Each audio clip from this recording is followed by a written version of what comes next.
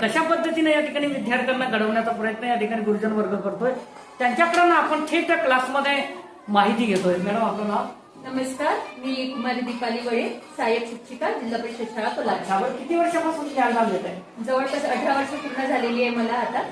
आणि या शाळेत आता मला 4 वर्ष होत आहेत. बरं, आज दुसरा वर्ग या ठिकाणी आपण शिकवताय, मुलांना या ठिकाणी घडवताय, काय सांगणार की हसत खेळ शिक्षणाच्या माध्यमातून विद्यार्थ्यांनी कसं पुढे जावं? आता शिक्षण क्षेत्रात नवीन कन्सेप्टनुसार हसत खेळ शिक्षण हे आलेलं आहे. नवीन काळानुसार पालकांच्या अपेक्षा सुद्धा आता खूप बदललेल्या आहे. पालकांना इयत्ता पहिलीत मुलगा आल्यानंतर असं वाटतं की पहिल्याच दिवशी त्याला वाचता लिहिता वगैरे जे यावं. बऱ्याच वेळा आम्ही पालकांना सांगण्याचा प्रयत्न करतो की प्रत्येक मुलाची एक स्पीड असते, एक गती असते आणि त्यानुसार मूल हे घडत असतं. आता आम्ही आमच्या परीनं बेस्ट देण्याचा प्रयत्न करत आहोत. मला सांगायला आनंद वाटतो की जवळपास माझ्या 17-18 वर्षाच्या ह्याच्यात पहिलीपासून पहिला वर्ग शिकवण्याची पोलारेतच हे आलेली आहे आणि कोरोना नंतर पहिला वर्ग माझ्या हातात आलेला आहे. जवळपास आता या वर्गात 40 विद्यार्थी शिकत आहे आणि 40 विद्यार्थी घडवताना बरेच या मार्गदर्शनामध्ये अशा पद्धतीने आपण कशा पद्धतीने शिकवताय? आता हे प्लेवे मेथड म्हणजे जे आपण दृक आणि श्राव्य या माध्यमातून जे आपण ज्ञान घेतो हे चिरकाल स्मरणात राहते असं म्हणतात. आणि मुलांनाही जेव्हा तुम्ही हे दाखवता फळ्यावर 1 ते 10 तुम्ही जर अंक लिहून दिले त्याचा अर्थ त्यांना कळत नाही, पण जेव्हा हे मोजताना मूल हे 1 म्हणजे हे 1 असं बघेल, 2 म्हणजे 2 बघेल, तेव्हा ते त्याच्या बुद्धीत साचतं आणि मग कालांतराने त्याचा अर्थ त्यांना कळायला लागतो आणि मग ते शिकतात.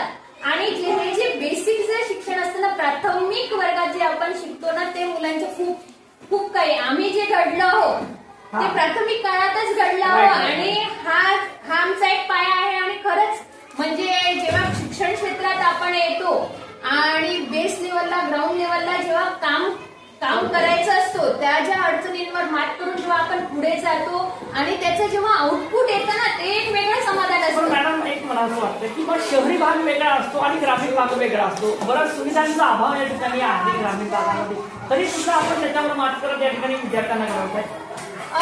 हे तर वेगळं ग्रामीण आणि शहरी भागातलं जे टोटलचे वातावरण आहे. ग्रामीण भागातली मुलं सर्वांगीण विकासाकडे या ठिकाणी लक्ष देतात असं त्यांच्या ऍक्टिव्हिटी जे आहे ती जास्त आहे.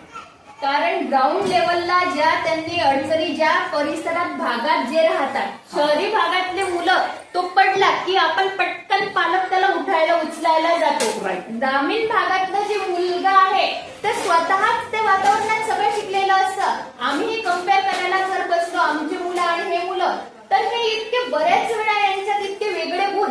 म्हणून जेव्हा स्पर्धात्मक परीक्षेची गोष्ट जेव्हा येते स्पर्धात्मक परीक्षा तेव्हा ग्रामीण भागातले मुलं जास्त निघतात, कारण की त्यांना प्रोटेक्ट जे पालकांचं एक ओव्हर प्रोटेक्ट. उद्याला जर समजा हे यूपीएससी एमपीएससी परीक्षेमध्ये जर त्यांना जर उतरायचं असेल त्याचं काही बेसिक वगैरे आपण ज्ञान देत आहे? बेसिक जो म्हणजे तुम्ही कोणत्याही स्पर्धा परीक्षेचा जर अभ्यास करायला गेले ते मुलं काय करतात 5वी पासूनचे जे सगळं पुस्तक आहे त्यांचा डिटेल्ड अभ्यास त्यांच्या पुस्तकांमध्ये असतो. म्हणजे जे प्रायमरी लेवलला किंवा सुरुवातीला जे तुम्ही शिकलेले आहात ते जर तुमच्या डोक्यात जर असेल तर ते मुलं पुढे होतात. आणि यांचा प्लस पॉइंट हा आहे की मातृभाषेतून जेव्हा व्यक्ती शिकतो त्याचे बेसिक कन्सेप्ट क्लिअर झालेले असतात आणि बेसिक कन्सेप्ट जेव्हा क्लिअर होतो तो साहजिकच आता बदलत्या इंग्रजी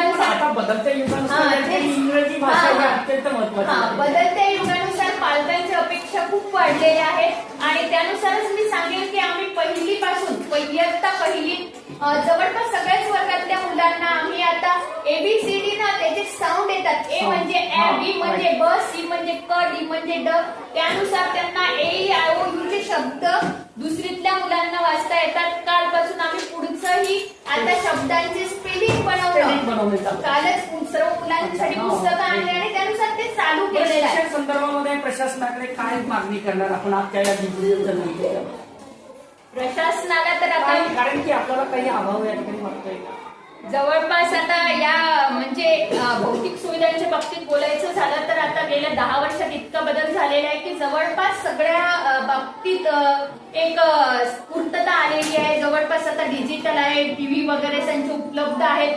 फक्त काही वेळेला कसं होतं की ठराविक साचेबंद पद्धतीतच आम्हाला जे मागितलं जातं किंवा ते कामं जे असतात काही लोक सहभागातून सुद्धा तुमच्या निधीतून सुद्धा या ठिकाणी उपलब्ध होत आहे. हो होत आहे ना, गावाचाही सहभाग आहे. आणि ही कसं असतं, कोणतंही शाळा डेव्हलप होण्यात 3 वे मेथड असते. शासन, पालक, विद्यार्थी आणि शिक्षक या सर्वांचा सहभाग जर असेल तरच ती शाळा पुढे जात असते. विश्वासातूनच, म्हणजे सगळ्यांचं जर समाधान निर्माण करण्याचा प्रयत्न आपला आहे. आणि मित्रांनो, माझी शाळा सुंदर शाळा बनवण्याचा हा खरा प्रयत्न आहे.